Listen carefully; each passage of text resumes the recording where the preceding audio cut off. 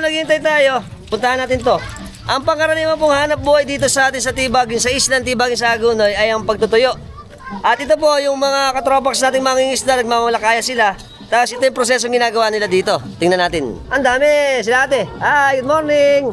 Ito ang pinaka-specialty na produkto ng mga tiga-isla ng Tibagin. Ayan, gaya nito. Ay, ano na yan, asin na. Bibilad na. Ayan, natugno na to ng asin. Tapos ngayon, bibilad na. Ito yung mga, ano nila, mga lalagyan.